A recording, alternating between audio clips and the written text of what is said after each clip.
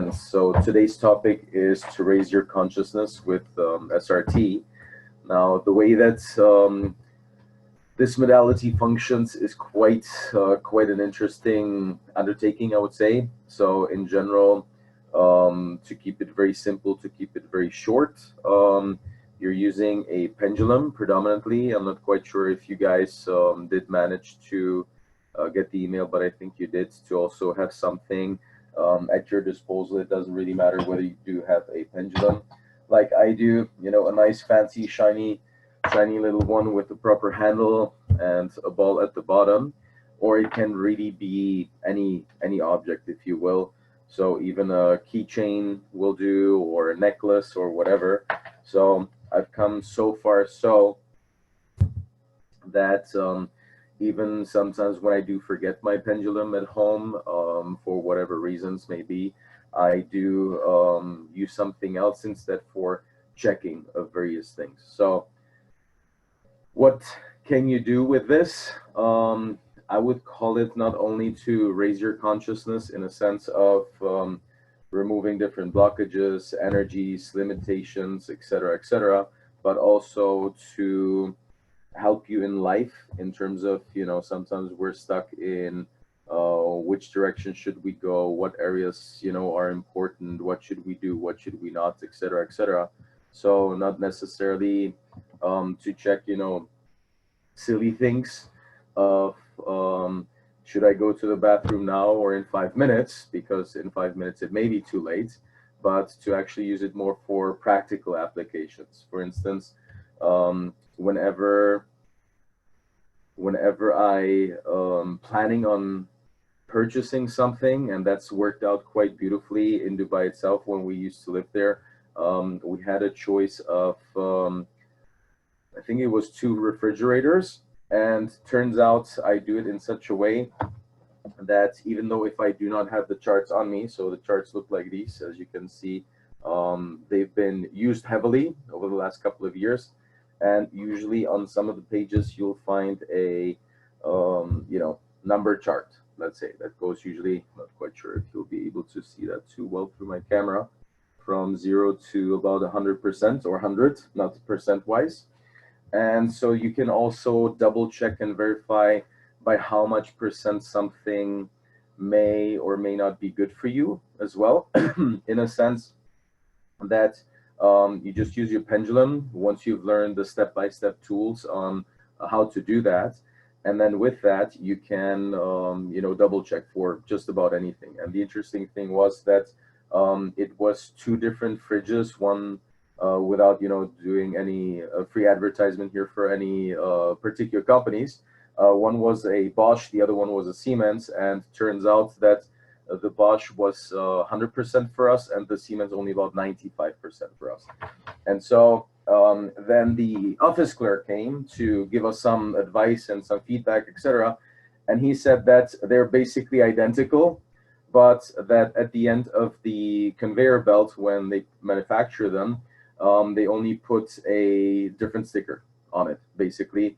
And of course, the price was different. So that was quite interesting to see that, even price-wise, things turn out quite nicely.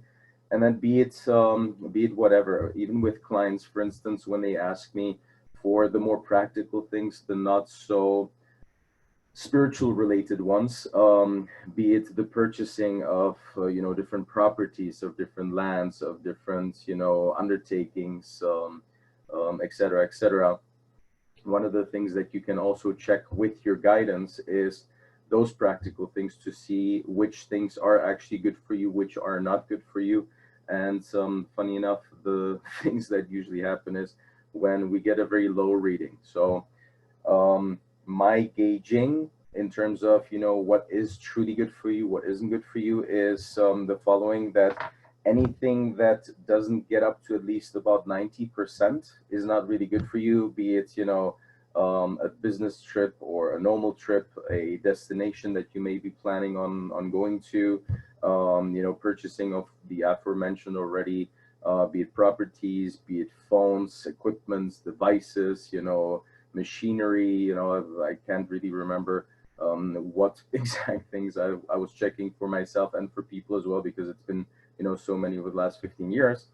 And usually, and that's the interesting thing, whenever there's something that is, let's say, less than 90%, because obviously you're only limited so much so to the actual questions that you ask. So the more questions, the more precise you'll be able to ask your guidance, the more precise of an answer you will be getting eventually. And every single time when the reading was lower than, say, 90%, either there was something wrong with whatever we were checking on, something was fishy, either there were some hidden mistakes, errors, or just simply that particular thing that was questioned was not really good for that particular individual itself. And then also something that does happen is that you get a reading that goes beyond 100%, which means it's not only really good for you, it's exceptionally good for you. So even to that degree. And so I've tossed around now a lot of terminologies, some numbers as well, et cetera, et cetera. And so how does it actually work? So the way that this functions, as I mentioned already, with the pendulum, and we'll try to some degree to do also some practical things if you do have your own pendulums. If you do, then it'll be easier. If you do not, then later on you can double check on the Facebook stream and try it yourselves. Is that each and every single one of us has a high self committee. You can imagine that committee to look like anything really, because it's not necessarily limited to a particular picture or image that somebody comes up with. It can be from anything from one being only, which could be like a super duper awesome individual entity or being, light, energy, etc., whatever you want to call it, and higher self in a sense that they are part of our self and they cooperate with us. I usually use the plural, so that it's they, not only one being, but multiple beings. That amount can be anything from one to an infinite amount of beings, really. Usually, from what I can gauge over the last couple of years, it's anywhere from one, two to up to about 10 different individual beings, and we can imagine them being together like in a committee, just like you would have a business committee or a committee in a parliament, or a specialized committee that's undertaking a specific task or job, etc. And then these souls have chosen to cooperate with our soul in order to guide, help, and protect us throughout life, so that we can how to say, have a better understanding of life, easier path through life, and to help and assist us, on our journey. Now, usually, and this is also something that does arise when I do work with people, is there's somewhat of a guilt feeling, or a feeling of unworthiness, whatever you may want to call it, that we're just asking, asking, asking, and we're not giving anything back in return. Now, the interesting thing with that is that it doesn't really work that way. So the image or explanation that I actually got from my guidance is such that when we ask for certain questions, we ask for certain support, for help, for clearing, for assistance, for aid, for whatever it might be, that they are learning with us and through us, with our individual learning process, without them needing to then necessarily also incarnate in order to have that same experience, in order to have the same learning. So the analogy for that would be, for instance, that imagine a friend who is going through a difficult task, and you're assisting that very friend through his or her very difficult journey. And at the end of it, you've learned something once you've helped them, without, however, needing to go through the pain, the agony, the drama, the frustration, etc., yourself. So you've learned something through her or his experience, but you didn't need to go through the pain yourself. And so this is more or less also something of how our guidance functions with us. So imagine, let's just say randomly, there's a committee of 10 souls. Those souls are, from a consciousness perspective, souls on a higher level of consciousness. This is also one of the reasons why they can help support and assist us. Again, in earthly realms, it would be something like you are a university student and your professor is teaching you certain things. Now, obviously, when you're a university student, a kindergarten teacher would not necessarily be, let's say, the best of choices to teach you and to guide you in, your processes. So this is also something that happens, that these souls are not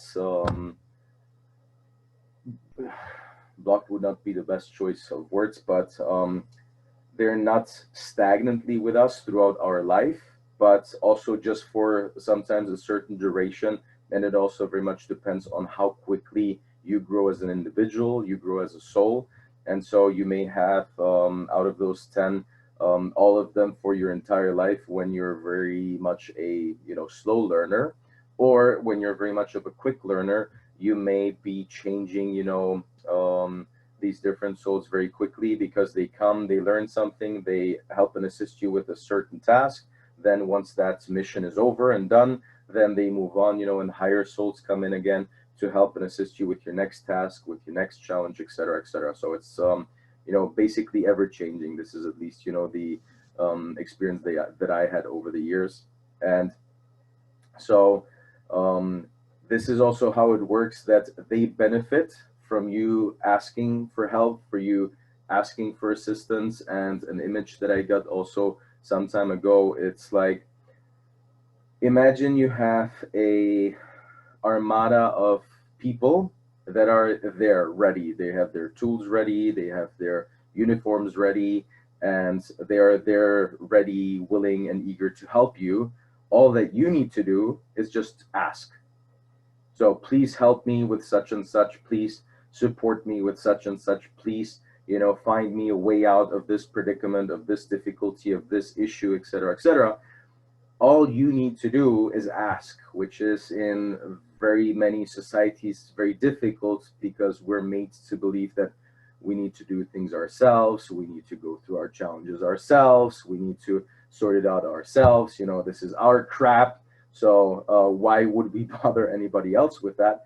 And then you have, say, 100 people waiting there, being bored out of their shoes, doing nothing, because out of free will, they cannot do anything for you unless and until you specifically ask and request for it, because it would go against free will if you wouldn't ask for it and they would, render their assistance. So the analogy would be the same thing as when you imagine we all love our parents dearly, and there's even a beautiful and funny saying that if you think you're enlightened, spend a week with your family, and then you'll really know if you are or are not enlightened. And our parents, because they sometimes mean well, or hopefully most of the times they do, but sometimes we really don't want their help. And so when help is sort of shoved down your throat, you wouldn't like that either. And so this is the principle upon which your guidance always works for you and with you. And what you need to do is ask. You need to request for it. Then you're basically setting in motion energies, help, support, assistance, however you want to call it. It's helped many of my clients and myself in many really difficult situations as well. That whatever followed afterwards was nowhere short of a miracle. And so now, since we have this basic element established, or this information, how does it actually work when you cooperate with your higher self? So, like I said already, you have a pendulum, or whatever that resembles something as well, that has the ability to go back and forth, to front and back, left and right, etc. And it's better if it's somewhat shorter. It's not really good, or not really recommendable, to have something really long, and I'll show you why. And the way it functions is that your higher self connects itself to your subconscious mind, And your subconscious mind is basically in charge of every bodily function that you have in your body. So your heartbeat, your breathing, your digestion, all this involuntary stuff that we're really nowhere close to conscious of, one, and two, not even capable or able to do anything about it. And with that, they connect through the so-called ideomotor response, the um, what would be the best word? The random muscle response. And it's basically your guidance then in action by triggering certain muscles and then triggering also the response or the movement of your pendulum in a particular direction. So you would also have to establish a certain yes and no response. So this is just, the limitation that we have. So we can only focus on this particular, yes, no response. Maybe you have something in between, which is like a maybe of sorts. And it also depends on which part of the world you come from. So as we know from our Indian fellas and also from Bulgaria, their way of agreeing with something is somewhat different than the rest of the world, which is the nodding of their head going front to back, and their disagreement with something would be moving your head side to side. So this is one of the easiest ways because it's very much globally established to have that as a yes and a no respectively.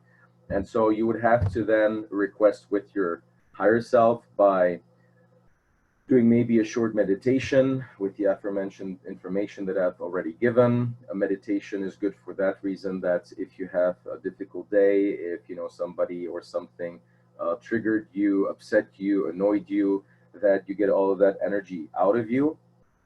And you basically imagine how that light, that energy, however you want to call it, is connecting with you from your source, from your guidance, from your higher self, again, however you feel comfortable in, naming or labeling them.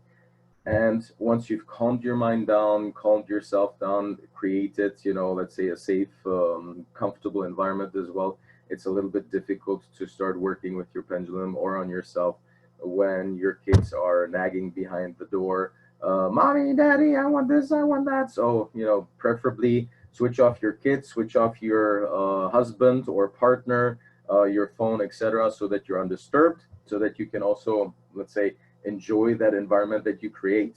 And then once you do, the best way is that you then request that the movement of your pendulum to go from front to back, like I'm now exaggerating deliberately, is your yes response. And then the movement from side to side with your pendulum, like so, being your no response. So this is the easiest way to establish, some form of communication. And then I usually show it in such a way that I hold my hand. Yeah, that should be good.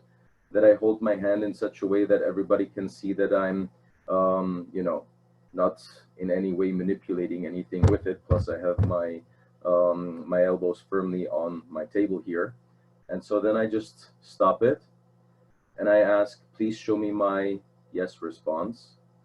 Now, the only difficulty with that is that it'll take a little bit longer, unlike when I have my hands freely now, because I'm working with this for so many years already. The change of responses is pretty quickly. And as you can see, this is a pretty nice and solid yes. Everybody should be able to see that on the camera. And then I request, please show me my no response. And as you can see, my pendulum goes pretty quickly from side to side, from one side to the other. And as you also can see, I'm holding my hands in such a way that it's pretty clear that I can't manipulate with it in any way. Let me put it directly in front of the camera so that everybody can see that, there's nothing, pushing my hand side to side or front to back. So let's do that again. So please show me my yes. And it doesn't really matter, in seminars when I teach people how to establish their own connection, people literally ferociously try to hypnotize their pendulum. Please, move, move, move. It doesn't really help, nor is it recommendable. The more important thing is to be actually relaxed about it. And then you ask to show me my no response, and as you can see very clearly, very nicely, it goes again from side to side and shows me my respective answer. And so this is a little start. I'll also show you now what I meant by a short chain. So as you can see, this is relatively short. This is pretty long, you know. So the disadvantage, or the main disadvantage with that, is that the ideomotor response has to basically trigger the muscle response in the same way, but due to the longer chain, it requires a bit more of the kinetic force in order to start something to move. And so if you're very much a beginner, and this will be actually also pretty nice to see, so please show me my no. And as you can see, I'm holding my hand here, you know, nice and firm as well. It takes much longer to get into a no response rather than, you know, with the short chain, which I'll demonstrate in a moment. And now we'll ask to show me my yes response. And as you can see, it takes an awful long until it actually changes direction. And so let's try the same thing by me just shortening the chain significantly so that actually you can see it from top to bottom. Now when I hold it, and again, I'll just ask it to stop. Please show me my no.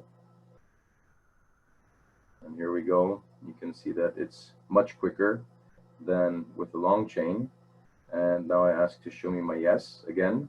As you can see, holding my hands firmly without, you know, rendering it assistance in any way, and the response is much quicker than with the long chain. So, and then again, let's just try. Please show me my no. And here you have it. So for this particular reason and demonstration, I recommend you know, objects with shorter chains rather than with longer chains, because it just takes longer. And especially when you are a beginner, it's very common to face the following: fear, doubt, and insecurity. So is it me who's moving this? You know, is there something else? You know, is there some external force that I'm not aware of, etc., etc.? And amplified by a long chain where the response may be much slower, it won't really do you too much well and help you too much either when it just takes unnecessarily long. So with the short chain and a small object like this one, it's much quicker, much easier, and much faster. And besides the mentioned practical applications as well, and obviously, you know, I'd like to say that with everything, nothing should be abused. So to ask for really stupid, you know, things of, let's say, private lives of other people, but to solely focus on your own life for very simple reasons. If you have so much time and energy to ask, excuse my French now, stupid shit about your neighbors, well, then you really should ask yourself if you have too much time and no better things to do, honestly, you know. So from that perspective, focus on yourself first. You won't do anything wrong with that. If you screw something up, which is also something that, you know, people are afraid of, then, you know, you're the one that can fix it. Simple as that. And so again, for practical things, I wouldn't necessarily, like I mentioned already jokingly, use it for the example of going to the bathroom, but I definitely use it, for instance, and we also did that. That was many years ago, I think something like 10, 11 years ago, when I was planning my trip to the US. And I asked, so I would also check my itinerary. So if I would go to some place, why am I doing that? You might ask. Very simple, because those guys up there know simply more than I do. And time and again, it's shown to be, you know, perfectly true. And because eventually you reach a state once you've had enough drama, enough challenges, enough difficulties, enough manure of different, different walking, crawling creatures that you prefer to have your life simply easier, simply put. And so many years back, planning the trip to go to the East Coast, West Coast, and luckily even to Hawaii, I checked the itinerary how I would like it to be. So my preferred way of going about things was to go um, first to the West Coast, then to Hawaii, finish it off on the East Coast, and then come back to Europe. And funny enough, the recommendation that I received was exactly in the order that I did not want. Exactly in the order that I did not want, which was to go first to the East Coast, then to Hawaii, then to the West Coast, and then to come back. It was a 1 month trip, I believe. And long story short, when I did then plan out the trip according to my guidance, and I'll, give you also the heads up in a moment. Why? Because I burnt my fingers plenty of times. So this is not something that if you are recommended to do something, that's another beautiful thing with, working openly with your guidance. Nothing and nobody will force you to do anything. Nothing and nobody will judge you if you still, regardless of guidance and recommendations, do make a stupid choice. And nobody will then judge you once you actually, due to having made dumb choices, have to deal with the drama and the challenge that arises as a result of having made a bad choice. So this is also definitely something that I do like a lot. And so in the past, I was recommended, as a simple example, to go right. Obviously, I did go left. Then I did that a couple of more times, and eventually, when I was asked to go right, because you know, usually you're asking for guidance because you want it easier, want it simpler, and you want to have life more comfortable. I actually did go the right way, technically speaking, and turns out it was much easier. No drama, no difficulty, no bad weather, no crap, nothing. And it's just much more nicer when you don't have to deal with certain things. And so turns out that was the exact same case with the trip that I had planned out. And I mean, you can't make this up. And obviously, when, let's say, an itinerary, especially like this one, I wanted a certain way, so that's coming from ego, and so that's also another thing which it's not always easy to just say let go and trust and fully give yourself to your guidance. So this is also something that does get established over time. You eventually trust, you eventually go with that. And long story short, I also asked for guidance, as in getting the information, getting the understanding why I was given the information to go about my itinerary in a certain way rather than the way that I wanted it to be. And long story short, I did plan it out, starting on the east, going to Hawaii, coming to the west coast and back. And I believe 2 days before our scheduled flight to go back, um, coincidentally, I walk in the reception of the hotel.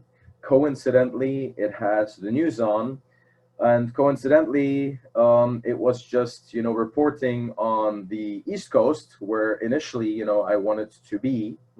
Had it been up to my choosing of my itinerary, and it was being battered with massive rains and storms, basically the remnant of a hurricane.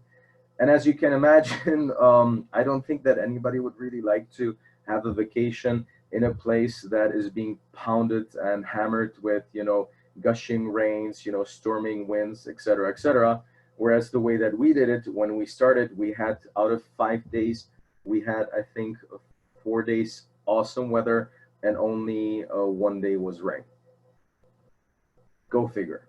And this is just one out of many examples on how to use your guidance for your favor in a more practical way. Even you can say, for instance, and this is actually an example of a student of mine who's learned SRT with me.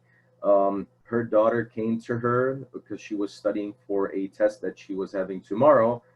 And obviously, you as a parent or grandparent or whatever it may be that you are in the role to whomever, wouldn't necessarily know what the child needs to learn or study. So she had something, I think it was like 20 or 25 questions that she was asked to study. And it turns out, again, with the percentages, I like to work with numbers for very simple reasons, because numbers speak the truth no matter what. Numbers are universal language. Doesn't really matter whether you speak German, Japanese, well, Brazilian, Portuguese, English, etc. Numbers apply to everybody, and most people do understand numbers, globally, simply.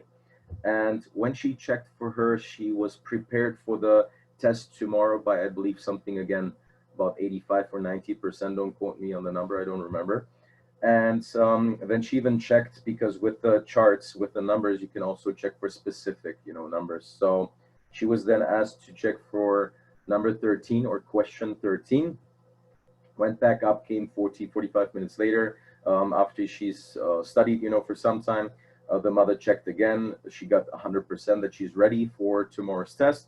And then the very next day, as she, was pulling out the different numbered questions, lo and behold, she pulls out number 13, you know. So this is just something that you can't really make up, especially coming from people all over the globe when they work with you. Just today, actually, I had a session with a client of mine from Angola, and she was working on a particular project. So, and for the last, what did she say, 3 4 months, it was stagnant, it wasn't moving, and it was just a matter of the right people finally coming together to one table, signing off a few documents, and the whole project could commence. So we did a clearing. I do believe it was on Saturday morning or something like that. And just today, and it's Tuesday, she messaged me that after so many months of waiting, things finally open up. Things finally have been signed, and the project is now ready to be started. And so this is the kind of stuff that you can then also do once you learn it, because obviously once you start applying it on yourself and you see this coincidence. So you do something, you ask for help, and like with a few examples that I had mentioned, you're asked to go right, and then eventually you do go right. You see that it's easier, it's smoother, it's whatever, less hassle, less challenging. You do it a second time, you do it a third time, then maybe in between you get bored, or things are too smooth, or life is too easy. You're like, okay, screw that, I'm recommended to go right. You go left, and then all of a sudden you may get a few slaps here and there, not by your guidance but by life itself. So if we were to say, use it in the analogy of going on a road trip, and this is also something, by the way, that happened to me, and I was on an intersection, a T junction, and I didn't know which way to go. I was recommended to go right, so I sometimes use it even as my GPS when, my internet or GPS communication isn't working. And I was recommended to go right, but then it was a day where, I didn't have anything to do. I was quite relaxed. I didn't mind driving around. So obviously, what did I do? I went left. And again, long story short, I did arrive at my destination, which took me about 25 kilometers. And then later on, when I reached home, I checked on the map, and had I gone right as I was recommended, it would have been only 7 kilometers. So give or take, a third or a quarter of the distance that I would have had to go in order to get to my destination. So sometimes we just make our life, unnecessarily difficult by choosing the longer path. Not necessarily saying it's a more difficult or challenging path, but just simply longer, because it takes more time, obviously, to drive 25 kilometers versus 7 kilometers. So, like I said already, it's nothing that you're forced to do or that you need to do. It's entirely up to you, like in this and many other examples. But I've just simply learned to understand, even when it comes to buying devices, be it phones, be it laptops. So something that is quite shocking to people. Had I not landed on this particular phone, so I bought a replacement. I had this particular phone 3 years before, I crushed it, basically. And the laptop that I'm talking to all of you right now, also something that I checked which one model to get, from which manufacturer, et cetera, et cetera. I have bought this in, what was it? I think 2012. So it's already 8 years, and the laptop is still fine, still working. Didn't need to change a thing on it. This is also something that I get quite a lot from people. How come your stuff lasts so long? Well, first and foremost, I ask which one is best for me, because ultimately, you save a lot of time and money by buying the stuff that is actually, somewhat built to last. Because as we, might be aware of already, devices and gadgets are deliberately not built to last anymore. And then once I do receive my package of a device, gadget, even cars, etc., etc., not only do I get my things based on the recommendations, but then once I do get it, I also ask for clearing. Now, how do you do that? Um, that's where the higher consciousness comes into the equation. So you ask your higher self to remove, with just a simple request, any negative energies, any, spells, any, just simply negativity from anything that you've received. Very simple. Imagine somebody's working in a factory. Well, probably not 24/7, but 9 to 5, sometimes 6, sometimes 7 days a week. You can imagine that these people that do, put all those components together might not always have the best days, might not always, feel the overly, joyful and happy about that. And this negative energy goes into that particular thing. And I did see firsthand, because we're now working on houses that we're fixing, to see the workers when they have a bad day, how much venom they spew all over, with cursing and, foul language and screaming and shouting when something doesn't, work out the way that it should. And this is all negative energy that, over time does attach. Could be to, like I said already, a gadget, a machinery, a specific area. And then in that particular area, be it of a house or a factory or an office, you might not really feel good, because it's literally, soaked with negativity in the form of, I even have that on chart 10A here, toxic streams in the form of biopathic zones. So that usually happens in places where people complain, moan, are generally unhappy in. Like, let's say prisons have that, I'm sure. Then hospitals, that was quite funny. So a girlfriend of mine, she was a doctor in a hospital. And I came there, and the energy in that place was really heavy. And I just decided to do a quick clearing for that. And interesting enough, after I did that, there was quite some things to clear. The very next day, she then said that nobody in the whole compartment of where she was working complained. So no patients complained, no nurses, doctors complained. Everything was generally very smooth. The day following that was, let's say, a little bit more edgy, but still quite much smoother in comparison to the previous days. And day three, it's come back to normal. So these are places where I'm sure that if you go to a hospital, which I had to go to also, a couple of times, and I'm sure most of you also, you don't really go to a hospital because you're all joyful and happy and, everything is amazing. But usually you suffer pain, you're afraid, you're scared, you're insecure, you don't know what's going on with you.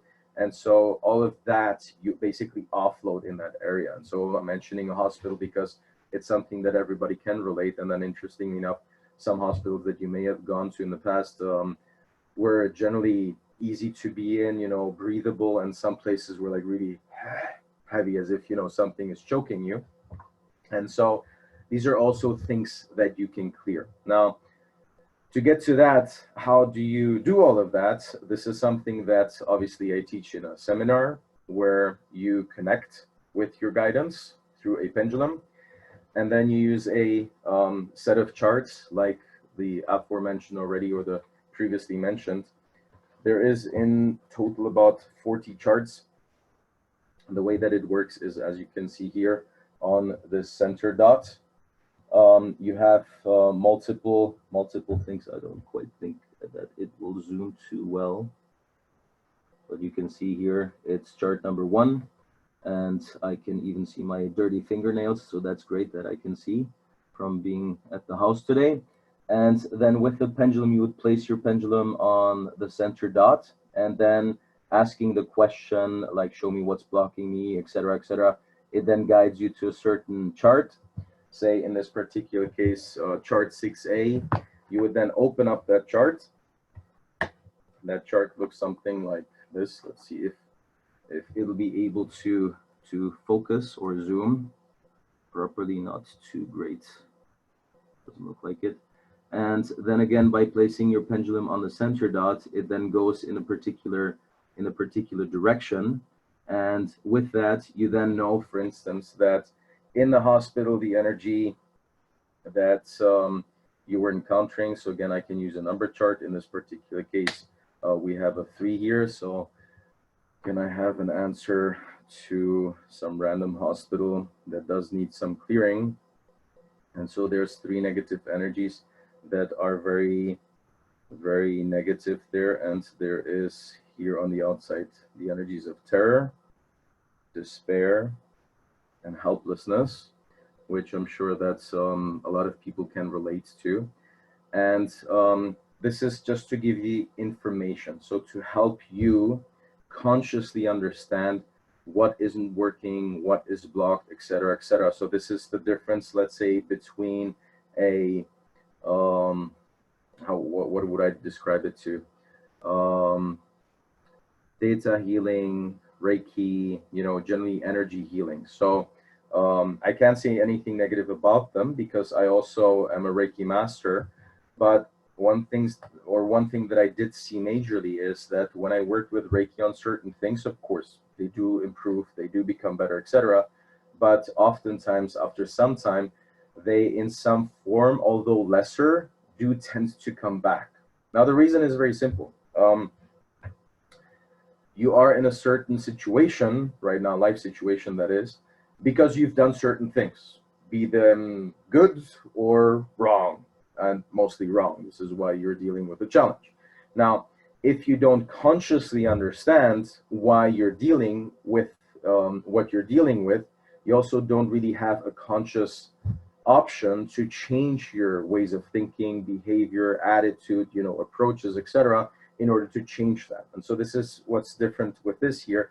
So it's a more proactive approach where your guidance and the higher consciousness through you guides you, like in this particular case, that there is energies of terror, energies of despair, and energies of helplessness in that particular hospital. And then you can, again, I'm showing 3 energies on chart 6B, which is usually positive energies blocked. And there is blocks of vitality, blocks of strength, and blocks of confidence in that particular hospital.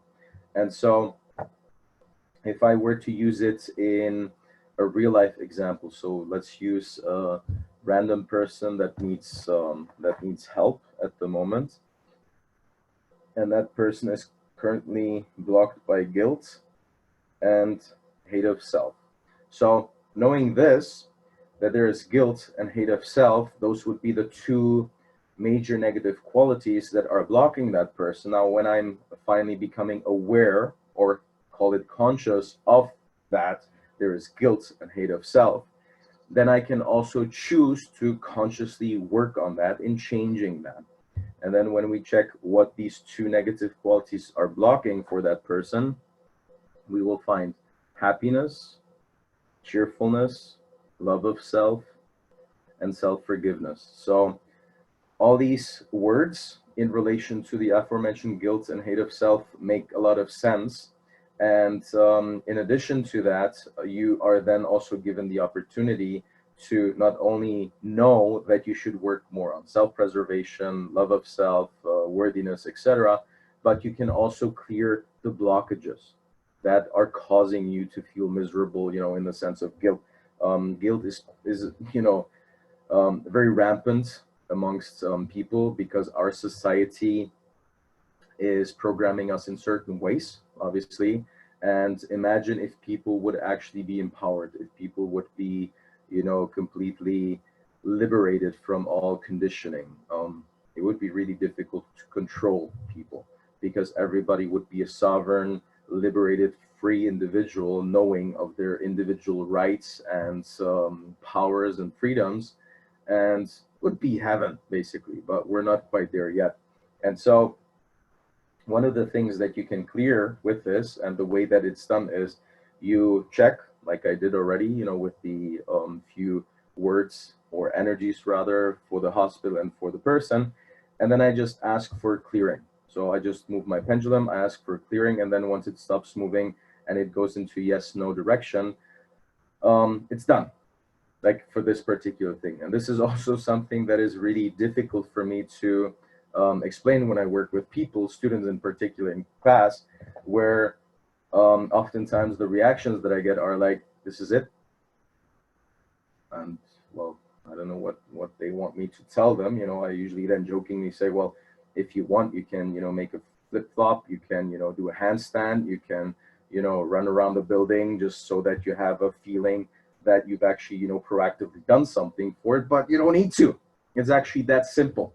So this is, coming back to what I said initially, where you have an armada of 100 workers that are ready to do their thing because that's what they're good at, and they're bored out of their shoes and they just want to do something, just like we all do, because if we don't do anything, we lose purpose, and then when we lose purpose, we get bored, and then when we get bored and we lose purpose, then usually we fall into depressions and insecurities, etc., etc. And so the same thing applies to these beings as well that are there to help us. And you just designate it to them to ask to clear, be it in this particular case a certain block or certain energy, etc., etc. And that's it. So just yesterday, I had a client of mine from the UK. Sadly, his mother passed away. What did he say? I think 5 months ago. And then, as you can imagine, the passing of somebody who, and he was really close to his mom on top of it, is not really simple, not really pleasant, and not really, well, easy in general. It always, especially when there's closeness, carries, some heaviness, generally speaking. And so he also said that he was completely thrown off. He just locked himself up for about a week, didn't want to talk to anybody, etc. Unfortunately, he called me only after 5 months, so he didn't need to suffer for that long. But then again, you can't judge that really, because everybody's there to deal with his or her own grief in, their own ways. And so we did the clearing. We did it in such a way, like I showed you, on a demonstration basis very quickly, with double checking what energies are blocking him, what happened. So this would be like a real life example from this life, where it was actually a traumatic program, which also came up in one of the charts, obviously through him losing his mother. We checked the particular energies that were still, stuck in his body. I believe his heart and his solar plexus were particularly blocked. And then we asked for clearing to basically remove the, blocked energies that are stuck, be it in the body, be it in the mind, be it in, emotionally, be it wherever. And this is it. So I didn't need to do, any handstands, any flip flops, any whatever, didn't need to run around my house like a crazy person. I just requested for that. I gave it a few minutes because by now I already, let's say, get also guidance that it might take 2-3 minutes until the beings come in, they remove all the negative energies, and then the person starts feeling some form of relief. So we then double checked also some project that he was currently working on. And then towards the end of the session, I asked him, how he feels. And he just said that he finally can breathe. He feels much lighter. And when he actually thinks, and that was the hardest part for him, which was the funeral, he doesn't feel any sadness anymore. And he actually felt happy about the fact of finally knowing that his mom is in a better place. So this would be, for instance, one out of many, many examples of how this works, where your higher consciousness works with you. The higher consciousness, so I'm using deliberately different terminology because somebody might be uncomfortable with the terminology of higher self. Somebody might be I'm comfortable with higher power. Somebody might be uncomfortable with, higher consciousness. So, like I said in the very beginning, just name and label it however you feel comfortable with, whatever your cultural, societal, religious backgrounds allow or permit you for you to feel comfortable. And then with that, and with the charts and with the pendulum and with the few little tips and tricks that I gave you, you then just ask for questions. And then at the same time, sometimes you don't even need to know, that's the beautiful thing, where it comes from. You just ask for it to be clear. This is why it's a higher power, why it's a higher consciousness that cooperates with us on a benevolent basis. Um, and then, of course, I also do get such clients and students that want to know everything. They want to understand everything. And of course, curiosity is important, and as much as I'm trying my very level best to understand as much as I humanly possibly can, and I can say with some level of confidence that some of the things and how the whole thing between your higher connection and yourself functions, I can explain. I still have to admit that the majority of things of how they actually work, I have no freaking clue of whatsoever. And again, a very practical example that I use, let's use a phone in this particular case. You only need to know that you have to press a button or put whatever stuff on your phone to activate it in order for it to switch on. And then you just need to know how to, maneuver through the menu, et cetera, et cetera. But you don't really know how, when you put a cable into your phone, how the charge from the electrical plug actually, makes its way into the battery. You just need to know that you have to plug it in, otherwise it gets discharged and it stops working altogether. You don't really know, and you don't really have to know how this device connects with some random cell tower, which might be near or further away from you, that then connects to, X amount of other, devices before it makes a connection to something or somebody on the other end. So this is just one example, and this is just a phone. It would apply to the car, it would apply to an airplane. So even my friends who are pilots, they themselves told me, well, I understand what I need to do. I understand, how certain systems function, but for the most part, I don't know how, it all functions and what, each system has to do in order for it to function. I just know how to, take care of it, and it just works. So it's the same thing with this here, where we just ask for help, support, and assistance from above, to make it easier, or below, doesn't really matter, or, on the same level, eye level.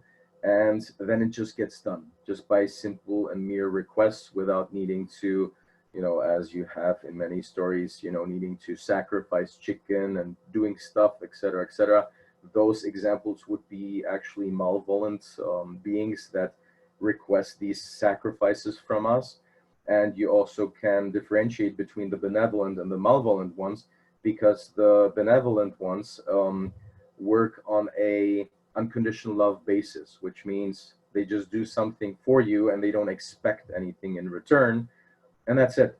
It's as simple as that, actually. So one of the things that you can do tonight, maybe, if there is something that is bothering you, something that you're unsure of, some difficulty even in your family, and you know what it is, be it some issue, some health related stuff, or maybe work wise, you're working on a project and it seems to be stuck. So you could mention, or you could label it that there is a block. So just before you go to bed, think of that particular area that you would like to see enhanced, that you'd like to, improve, that you'd like to simplify, and ask your higher self that you have now some understanding of how they function, how they cooperate with you, etc., to remove that blockage for you, or to open up a gate for you as well, symbolically speaking. So maybe you've been really working hard on something, to achieve some form of a breakthrough, and it's quite frankly always very nice if you get some help, if you get some support. So if you have to lift the cement back, which I have to lift up quite a lot with my workers these days, It is just simply much easier when two people lift up the same bag than if you have to lift it yourself. Well, I know you can do that yourself as well, and I'm sure you're very capable of doing so. But after like 10 cement bags, your back will pretty much hurt. Now, if you do that with two or three people, those same 10 cement bags will be much less of an effort for you and for them as well. And together you achieve, things much easier and faster than when you're just by yourself. So, like I said already, if you have any, call it blocks, that something is stuck, something is stagnating, something is, not moving, and you want a breakthrough, just ask. So designate it in a very simple way. Please hire self. Please hire guidance. Like I said already, whatever you feel comfortable with. Help me with this particular area to finally achieve a breakthrough, or when there's more people involved as well, because with this, we can only work for the highest and best of everyone involved. So you cannot, with this method at least, you would have to go to somebody else if you want, people to do certain things for you whilst you do nothing. I don't do that. Then if let's say you have two, three, five colleagues, and there's some clashes, there's some friction in the air, also ask for that air to be cleared so that the friction gets removed amongst the different individuals. We only have a certain amount of time to discuss and to talk about certain topics, so I can't get too deep into past lives or future lives, etc. And that also oftentimes can help to expedite the process, or to speed up certain steps and procedures that need to be done, especially in a work environment, because if you don't work together and one does something to deliberately block the other, then everybody suffers. Now, if you ask your higher self to then communicate with their higher self and to clear their blocks towards you, your blocks towards them, it is very likely that you might find yourself the next day in the office, actually not feeling so much animosity to some of your colleagues, or maybe even family members, friends, whomever it might be, neighbors, for that matter speaking. And this is something that I do recommend that you can do, to try it yourself, very simply, with and without a pendulum. So the pendulum is there predominantly to give us active guidance, to raise and help us to raise our consciousness. So by removing different blockages, beliefs, limitations, it also raises our consciousness. So as they grow with us, so we grow with them. With them, again, like I mentioned, it's your higher self.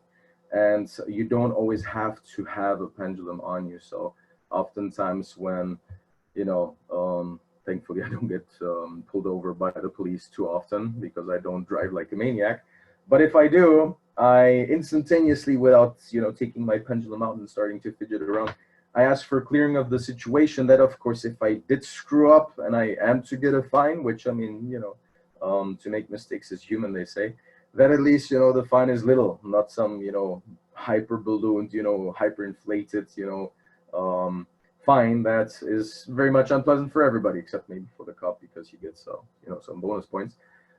So this is also something practical that you can do, or you come into some authority, be it, I don't know, since you guys are mostly from Dubai, you go to Dubai municipality, or you go to immigration, or you go to whatever it might be, whatever authority, and you are there to get something done. So before you go there, you ask for all the people that you are about to meet, so that everybody's at the right time, in the right place, in the right location, to help you in the very best way, so that you get out as fast as possible. And some of the things that did happen to me as well, even in Dubai, were nowhere close or nowhere short of a miracle. So this is also something that you can do. And then, like I mentioned already in the beginning, there's no need to feel guilty or shameful or hesitant about asking for help. They're there. So I'm sure most of you guys would be aware of guardian angels. So guardian angels are there to protect us in the event that there's some danger, some difficulty, etc. Now, if you specifically ask them for help in a dire situation, difficulty, traumatizing situation, an accident, etc., their ability to help us multiplies. So it's like they get superpowers to help us even more. Now the same thing applies to your higher self. It's like they're standing around, just being bored, doing nothing. You ask them, they finally get the commands to work, and they get to it. So do that. So if anyone here has any questions right now, there's something, sorry, I only mentioned, oh, sorry. Now I seen the chat window. Sorry for that, Naveen.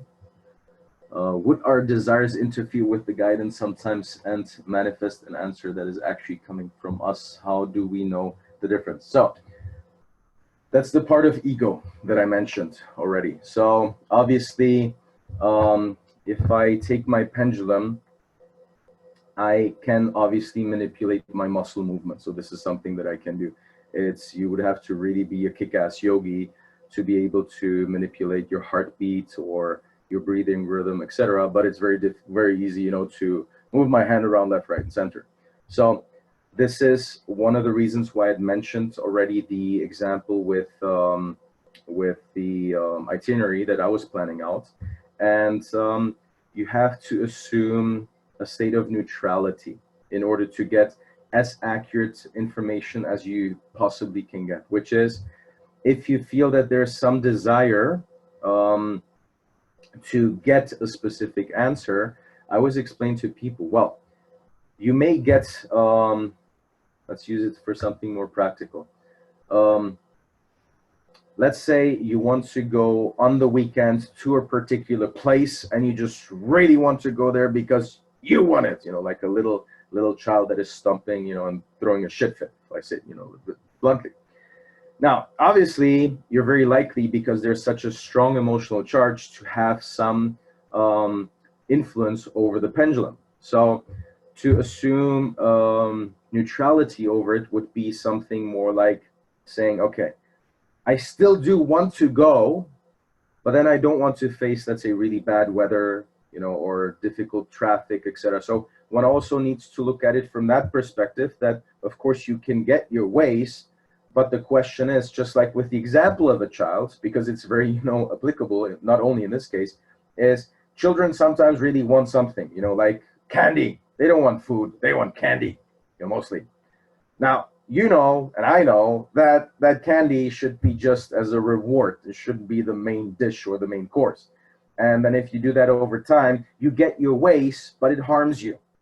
So not every time when we want something, it is truly good for us. So then with this in mind, assuming the neutrality of, okay, I'd really like to go there, but what's more important for me? To be actually content and satisfied, or to get my ways? So this is one of the things that you can assume. Then you can also do a quick breathing exercise to just get your emotions out of the way, to like exhale them, if you will. And then you can also do it by a release statement, in a sense of, I now release all interest in the outcome, and please tell me if this is or is not good for me. And so this is also a really good question. So thank you for that. That it's not necessarily sometimes a yes/no question, which is why I like to use the numbers. So when I get 90%, it means it's really good for me, but then at the same time, there's still a gap of 10% that it could still be better, Or I get a reply that it's, let's say, 40% good for me. That means it's not bad, but it's definitely not great, So maybe you get something out of it, but not really what you'd like to get out of it. So you can then phrase the questions differently. So not only from a yes/no perspective, but also from a perspective of, like I said, with a number chart, and then checking by how much percent it might be good for you. And that can give you an even more precise answer to the question, because you'll be able to then, sometimes, like I mentioned already, what was it the other day? I checked for something. Also, it was some events that I was invited to go to. I really didn't feel like going there because my week was like really tough and I had it up to here. But I checked and I got 112%, something like that, which means it was actually better than what I would even expect, so that much of a yes. And eventually I went, and it was fabulous. Despite the fact of being really tired and exhausted, it was still very much well worth it. So this is why, with additional questions, we can then get the desire out of the equation. And then by cross-checking, by asking different questions, you can basically differentiate whether the answer is coming from your guidance or from your ego. All right. So, and do you ever got a guidance for something that is unfavorable, however, proof? Yes. Quite a few times as well, where logically it didn't make sense to do a certain step. And so this is something that did upset a few clients in the past, and also a few students of mine, where they asked for something, and then, again, excuse my French, it turned out into a bloody shitstorm, like really awful. And the beauty with that, however, is that despite it turning very unfavorable, it was something that was necessary to happen to reveal and uncover something that was, technically speaking, rotting underneath. And had it not been, for that unfavorable event, it wouldn't have surfaced, and then eventually it did become better. So this is definitely something that, I only mentioned the positive things, and I can generally say that about 97% of all the things that you are guided to turn instantaneously into positive things. But then there's that little, exception along the way, that you ask for guidance. It gets you on a detour, which is very unfavorable, because then you're like, what the fill in the blank. And it might not make sense at all in that particular moment. I actually give you an example. In that same trip, I checked for the car, etc., etc. I checked for the rental car company, did the whole thing. And then we arrived at the rental car place, and we got a car, because it was three of us, that was either big enough to fit all the luggage in, but there wasn't enough space in the back, or there was enough space in the back and there wasn't enough space for the luggage. And I was like, what the, because I checked, I cleared, for it to go smooth, etc., etc. I was really pissed. And it was a car, for the rental price was something like $200. And then eventually I was like, okay, so obviously this is not it. Then we were guided to go to a different company, car rental company, and the same crap, started happening again. And then out of the blue, by coincidence, if you will, this guy, drives up to us, seeing us struggle, with, luggage in, luggage out, etc. And he had a minivan, and he was an employee. And so instead of getting some mid-size, whatever it was, he's like, well, you can have the minivan if you want. And if anybody asks in the front, you'll just say it was standing here in the whatever mid-size section. I was like, really? So instead of then eventually, getting the car for $200, we had to pay $300. But the van was worth, I think, $800 for that amount of time that we had rented it. So that would be, for instance, a very practical example of how, an unfavorable situation at first does turn out to be good. But then again, sometimes we're guided to do such, detours in order to finally have, something positive coming out of it. So yes, that does happen also. And then Dolly, did that answer the question? Awesome. And then Dolly was asking, how do you know that I'm ready when I'm asking to remove the blocks? I may need some extra help from another person, maybe. Yes, that's also the case, that sometimes when you have a major issue that's arisen, something major that needs to be taken care of, which might be out of your league, so to speak, that you cannot do it yourself. You might also ask, also proactively if you want, how many people you need to ask for help to help or assist you with your situation. So that could be, for instance, that you ask, okay, can my dad help me? Yes or no. My mom? Yes or no. My siblings, my friends, is there anybody in my phone list that I can ask for help? And then you can literally, like, when you open your phone and you go to the contact section, and the list of contacts shows up like so, then you can also check, well, obviously it switches back and forth. Then you can also check which ones, or you can ask, okay, is if you're like really lost, is it under which letter am I to look for the person? Say um, A, B, C, D, yes, and then you look in your D section of your contact list, and then you check, you call up the person, and then all of a sudden your problem is solved. This is also something that did happen to me, and many years back I actually did use it in such a way. So definitely also something that would be the very proactive approach of asking a higher consciousness to help you with something that you might be in that given moment very lost in. So, any other questions? Anyone? Nothing. I I thank you, and you're welcome as well. So, if nobody has any questions, I thank you very much for your time. Hope that it helped you somewhat to expand your consciousness as well, to broaden your horizon in terms of what is possible, what you can do also proactively, that you're not alone there, out in the world, and that there's always something helping you. And this is something that we've been hearing from our ancestors, from aunties, our grandmothers, etc. Everybody has heard about guardian angels. Everybody's helped about different helpers, supporters. So now you have, let's say, a bit more conscious knowledge to apply that also in the practical world. So not only can you use this for, like I said, the spiritual part of clearing, removing blockages, pain, trauma, etc., but also, if you will, for something minuscule as buying a phone, which, however, in retrospect, when it serves you 3-4 years while it's functioning perfectly fine, and you're not what's it called, label or brands associated with, I have to have a certain brands. When you're really open, and that's comes back to Naveen's first question with how do I know if I'm neutral?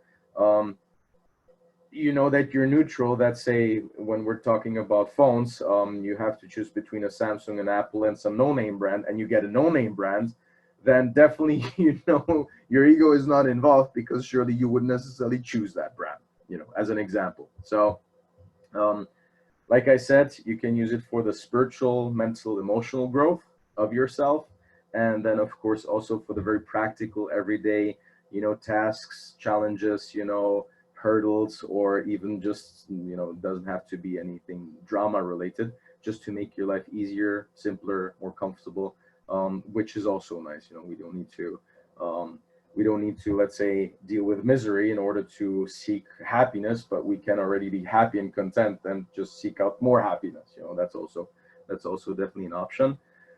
So I'm happy you liked it. I'm happy that I was able to answer some questions. If you do have more questions, feel free to book in for a session with me. That's also available over Zoom and over WebEx. And our wonderful, helpers and angels at Illuminations will also guide you in that process. And then we can even talk in person if you're ready and open for that. So thank you very much, everyone. Enjoy your evening, and maybe sometime in the future we'll see each other again. Have a good one. Take care.